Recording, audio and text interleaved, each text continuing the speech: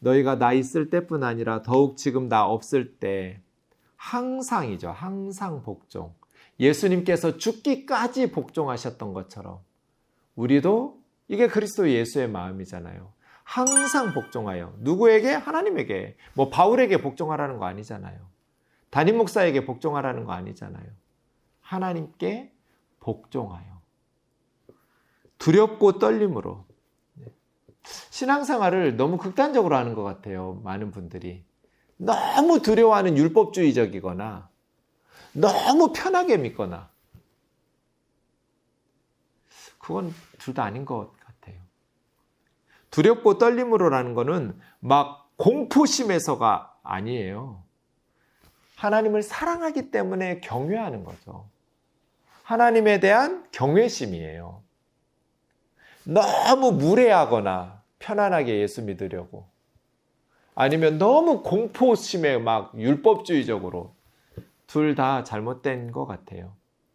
하나님에 대한 예의, 하나님에 대한 사랑에서 우러나오는 경외함을 가지고 하나님을 사랑하는 두렵고 떨림으로죠.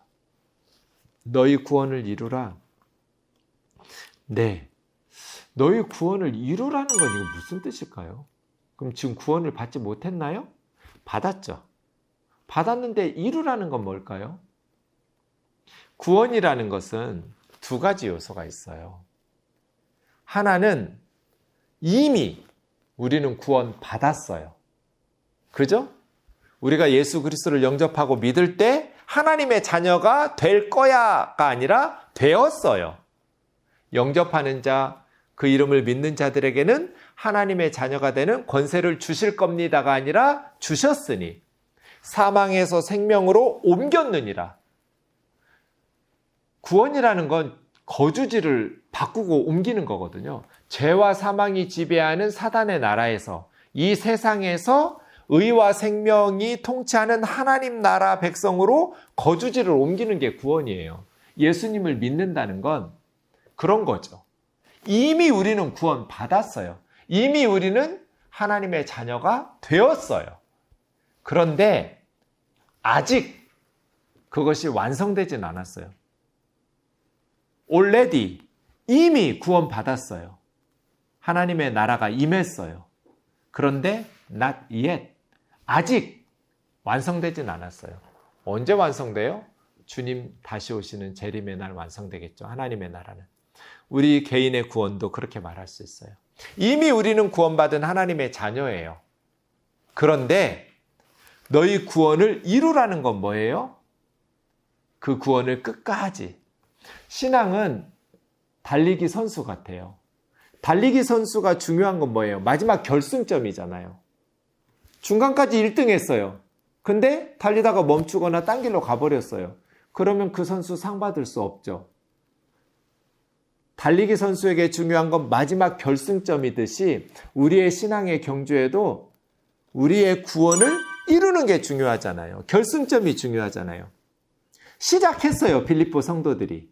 그러면 끝까지 그 구원을 이루는 게 중요하잖아요. 이거 이제 베드로 사도가 베드로후서 1장 10절에서 그러므로 형제들아 더욱 힘써 너희 부르심과 택하심을 굳게 하라. 부르심과 택하심을 굳게 하라는 게 뭐겠어요? 이미 하나님께서 우리를 하나님의 자녀로 부르셨어요. 하나님의 자녀로 택하셨어요. 그러니까 이제 우리가 아무렇게나 살아도 돼요? 아니요. 굳게 해야 돼요. 두렵고 떨림으로 너희 구원을 이루라. 그래서 바울이 내가 다른 사람을 많이 구원으로 인도했지만 내가 교만해지고 타락해서 버림을 받을까? 나는 날마다 죽노라고 나 자신을 쳐서 복종시킨다고. 두렵고 떨림으로 너희 구원을 이루라고 말하는 거잖아요. 그죠? 얼마든지 이미 우리는 하나님의 자녀고 구원 받았지만 얼마든지 우리가 가룟 유다처럼 우리의 믿음이 파산하고 우리가 하나님으로부터 버림받을 수 있잖아요. 전도하다 보면 이런 분들 많이 만나요. 내가 청년 회장이었다고 뭐 방언도 했고 정말 열심히 교회 다녔다고. 지금은 안 다녀요. 그럼 뭐예요? 육상 선수가 잘 달리다가 중간에 포기한 거잖아요. 그 믿음의 경주를. 그러면 상을 받을 수 있어요? 없어요? 없어요. 그래서예요. 두렵고 떨림으로 항상 하나님 앞에서 복종하면서 너희 구원을 이루라는 거예요. 하나님의 예정과 주권이 있죠. 하지만 하나님의 부르심과 택하심은 인간이 어떻게 살아도 자유의지를 무시해 가면서 하나님께서 한번 택했으니 무슨 짓을 해도 끝까지 아니요. 모순되지 않아요. 하나님의 주권과 인간의 자유의지는 동전의 양면과 같이 함께 굴러가요. 하나님께서 우리에게 계획하신 것들이 우리의 순종을 통해서 성취되죠. 하나님의 뜻이 우리의 순종을 통해서 이루어지고 열매를 맺어요. 그래서 항상 나 있을 때뿐 아니라 없을 때에도 두렵고 떨림으로 너희 구원을 이루라. 고린도전서 9장 27절 기억하세요. 바울의 예를 내가 내 몸을 쳐 복종하게 함은 내가 남에게 전파한 후에 자신이 도리어 버림을 당할까 두려워함이로다. 바울은 예정론을 믿지 않았나요? 하나님의 자녀에 대한 구원의 확신이 없었나요? 있었죠. 믿었어요. 그럼에도 불구하고 내 몸을 쳐서 복종하게 함은 바울도 이렇게 사는 거잖아요. 빌립보 성도들아 두렵고 떨림으로 항상 복종해라. 하나님께. 그래서 너희 구원을 이루라. 내가 남에게 전파한 후에 내가 도리어 버림을 받을까? 이런 사람들이 얼마나 많아요. 마태복음 7장의 예수님의 경고가 그거잖아요.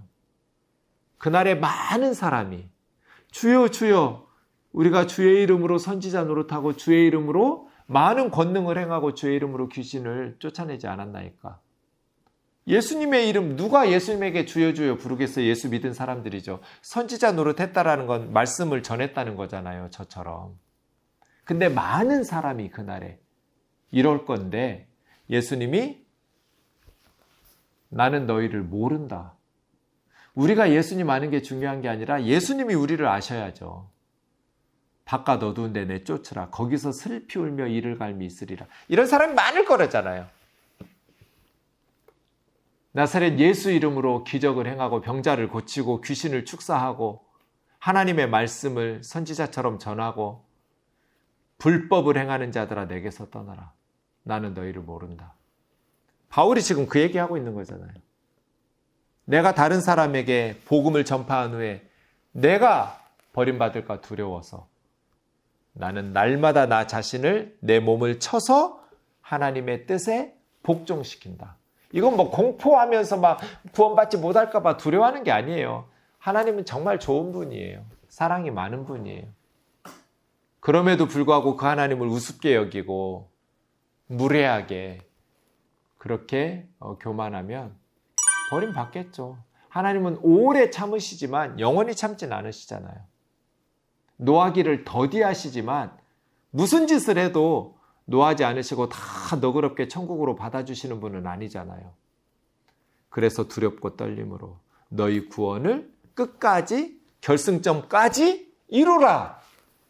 이미 구원 받았지만 그 너희에게 주신 부르심과 택하심을 굳게 해서 끝까지 항상 복종해서 믿음의 경주를 잘 달리도록 은혜 안에서 승리하라는 거잖아요. 너희 안에서 행하시는 이는 하나님이시니 하나님께서 우리 안에서 하나님의 뜻을 행하도록 하시는 분이죠. 우리를 이렇게 자극을 주세요. 자기의 기쁘신 뜻을 위하여. 네, 하나님께서 우리에게 기뻐하시는 일들을 행하도록 우리에게 자극 주세요. 그럼 이제 우리가 소원을 가지게 되죠. 하나님이 우리에게 주신 어떤 기뻐하시는 뜻을 비전으로 품고 소원하면서 그것을 행하게 하시죠. 하나님의 은혜는 언제나 행하게 하시는 것 같아요. 우리에게. 하나님 써주시는 거죠? 그런 의미에서 우리는 하나님의 동역자예요. 하나님은 하나님이 기뻐하시는 것이 있어요. 뭐가 하고 싶어? 그러면 하나님의 사람들, 그리스도인들에게 뜻을, 하나님의 기뻐하시는 뜻을 이렇게 충동하세요. 요거 좀 해보지 않을래? 하면 우리 속에 이제 싹이 나요. 하나님의 소원이. 그것은 이제 점점 키워가면서, 왜냐하면 크리스찬 마음속에 하나님의 뜻이 투입된 거예요. 씨앗이 뿌려진 거예요. 그럼 우리가 계속 그것을 이제 소원을 가지고 비전으로 품고 기도하면서 그것을 행하게 돼요. 그런 의미로 하나님과 우리는 동역자예요. 하나님께서 하나님의 역할을 하시고 우리는 우리의 역할을 하면서 성령 안에서 우리가 하나님의 일들을 행하게 되죠. 너희 안에서 행하게 하시는 분은 하나님이시니 하나님은 자기의 기쁘신 뜻을 너희에게 소원으로 두고 행하게 하신다. 너무너무 행복한 말씀이에요. 모든 일을 원망과 시비가 없이 해라. 이게 이제 빌립보 교회 분열의 원인이었잖아요. 원망, 불평하고 불만하고. 광야의 이스라엘 백성들이 계속 투덜투덜 불평하고 원망했죠. 시비, 이거는 이제 악한 생각과 의심하는 건데요. 계속해서 하나님을 신뢰하지 못하고 서로를 신뢰하지 못하면서 이 두 가지가 없어야 된다. 모든 일을 할 때는 원망과 시비가 없어야 된다. 불평하고 불만하는 것이 없어야 되고 의심하고 불신하는 것이 없어야 된다. 이는 이제 우리가 그렇게 복종하는 목적인데요. 흠이 없고 순전하여. 이건 이제 불순물과 찌꺼기가 없다는 거죠. 그게 진짜 신앙이에요. 흠이 없고 순전한 거. 어그러지고 거스는, 이건 이제 삐뚤어진 세상. 지금 우리가 사는 이 세대가 뒤틀렸잖아요. 왜곡되고 삐뚤어졌어요. 그러한 세상 가운데에서 흠없는 하나님의 자녀로 나타나야 하잖아요. 여러분, 흠없는 하나님의 자녀가 돼야 되는데 여러분 하나님 입장을 좀 가끔 생각해 보시면 좋겠어요. 여러분의 자녀가 날마다 원망하고 불평해요. 투덜투덜. 그럼 여러분 뱃속에서 나온 자녀라도 정말 징그럽겠죠. 하나님 입장은 어떠겠어요? 맨날 우리가 하나님 앞에 기도할 때마다 투덜투덜. 하나님 앞에 맨날 따지고. 이건 시비, 하나님에 대한 신뢰가 없기 때문이잖아요. 불신 때문이잖아요. 의심하고, 하나님 정말 나 사랑하세요? 하나님 정말 나에게 이러한 일들을 행하게 하세요? 하나님 정말 할 수 있어요? 네. 지적으로 반역하는 거거든요. 시비하는 거는. 하나님한테 시비 걸지 마세요. 불평하고 원망하지도 말고 시비 걸지도 마라. 하나님에게도 그렇고 사람들에게도. 그래야 이렇게 왜곡되고 뒤틀린 어그러진 세상에서 흠없는 하나님의 자녀, 빛의 자녀들로 나오지 않겠냐는 거예요. 우리는 그렇게 하나님의 자녀로 부르심 받은 자들이잖아요. 세상에서 그들 가운데 빛들로 나타나며 깜깜한 영적으로 어두운 이 세상에서 우리는 빛의 자녀로 이 어두운 세상에 동화되지 말고 세상이 어둡다고 불평만 하지 말고 빛의 자녀들이 빛의 역할 제대로 하면 어둠은 물러갈 거잖아요. 교회가 교회다운 역할을 못하니까 세상이 망가지는 거지 뭐 대통령 때문이고 정치인들 때문인가요? 저는 교회가 건강해지면 우리 대한민국 나라는 반드시 복받는다고 확신하는 사람이고요. 교회가 영적으로 무기력하고 무능해지면 나라는 무너진다는 확신을 가지고 있어요. 하나님께서 그 나라 어떻게 복을 주세요? 교회가 부패하고 타락하면. 세상이 어둡다고 비난할 것이 아니라 빛의 역할을 잘하면 되잖아요. 그게 성도들이고 교회인데요. 그죠? 소금이 소금의 역할 잘하면 되잖아요. 썩어간다고 세상을 탓하지 말고 세상에서 빛들로 나타나며 생명의 말씀을 밝혀. 빛은 밝혀야죠. 빛이 어두우면 어떻게 해요? 그러니까 빛은 우리가 자가발전 돌리는 게 아니라 우리 속에 예수 그리스도가 들어왔을 때 반사시키는 거지. 우리는 발전소는 아니에요. 우리 안에 빛은 없어요. 예수님의 우리 안에 들어올 때 세상의 빛은 예수 그리스도잖아요. 예수님이 우리 안에 있을 때 우리가 빛을 드러내는 반사체가 되는 거지. 우리는 빛을 만들어내는 발전소는 아니에요. 생명의 말씀이신 예수 그리스도가 우리 안에 와서 우리가 그 빛을 밝혀야죠. 그럴 때 우리는 세상의 빛이죠. 어그러진 세상 가운데 빛들로 나타내는 것. 예수 그리스도가 생명의 말씀이 우리 안에서 밝혀질 때, 빌립보 교회가 그런 세상의 빛으로서의 사명을 잘할 때 바울의 다름질이 헛되지 않겠죠. 바울의 수고도 헛되지 않겠죠. 그리스도의 날에 주님 앞에 섰을 때 자랑할 수 있겠죠. 빌립보 교회가 영적으로 사명을 잘 감당하면 그 교회를 선교에서 세웠던, 그리고 수고하고 눈물로 기도하면서 헌신했던 선교사인 바울이 주님 앞에서 자랑할 게 있겠죠. 뿌듯할 거잖아요. 교회예요. 세상은 어그러지고 거슬러요. 하나님을 거스르고 뒤틀리고 왜곡되었어요. 문제는 교회가 빛으로 나타나면 돼요. 교회가 부패하고 타락했다고 교회를 없애버린 공산권 국가들 어떻게 됐어요? 북한, 구소련, 러시아. 교회가 타락했다고 아예 교회를 없애버렸어요. 공산주의 혁명을 통해서. 그런 나라들이 어떻게 됐냐고요? 다 무너졌잖아요. 그러니까 교회가 세상의 빛이에요. 우리 안에 뭐 선한 게 있어서 빛이 아니라 말씀드린 것처럼 예수 그리스도라는 세상의 빛을 가지고 있기 때문에 교회가 세상의 빛으로 드러나는 거예요. 그러려면 우리가 그 생명의 말씀을 밝혀야 돼요. 교회는 촛대잖아요. 촛대는 아무리 보석으로 만들어져도 어둠을 몰아내는 빛을 만들어내지 못해요. 촛대의 사명은 이 빛이 잘 자기 역할하도록 떠받드는 거예요. 촛대가 그 사명 제대로 못하면 꺾어버려야죠. 촛대를 옮겨야 돼요. 빛은 예수 그리스도예요. 교회를 통해서 예수 그리스도와 예수 그리스도의 복음, 생명의 말씀이 잘 전파되도록. 그러면 교회는 세습 같은 거 하면 안 돼요. 부패하고 타락하면 안 돼요.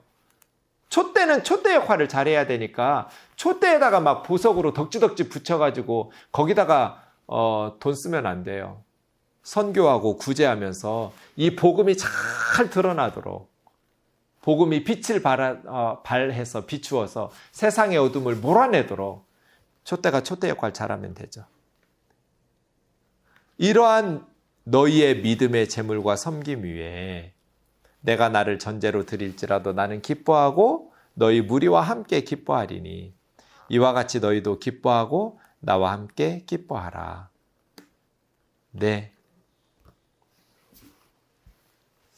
오늘 본문 말씀을 어떻게 우리에게 적용하면서 순종해야 될지 개인적으로, 공동체적으로 또 기도하면서 대화하면 좋겠습니다. 두렵고 떨림으로 너희 구원을 이루라. 하나님께서는 우리에게 하나님이 기뻐하시는 뜻을 소원으로 두고 행하게 하신다. 원망과 시비가 없이 항상 기쁘고 감사하고 겸손한 마음으로 하나님의 일들을 순전하고 거룩하게 불순물과 찌꺼기를 가지고 신앙생활하지 말고 순수하게 어그러지고 거스르는 세대 가운데에서 빛으로 나타나는 흠없는 하나님의 자녀로 드러나는 어두운 세상의 빛의 역할을 감당하도록 해라. 그래야만 바울의 사역이 헛되지 않고 수고가 헛되지 않지 않겠냐. 난 너희가 드려지는 믿음의 제물과 희생과 헌신과 그 섬김 위에 전제로 나를 쏟아 부어서 생명을 바쳐도 기뻐하고 기뻐할 것이다. 진짜 바울은 찐 선교사죠. 이런 사역자가 진짜죠.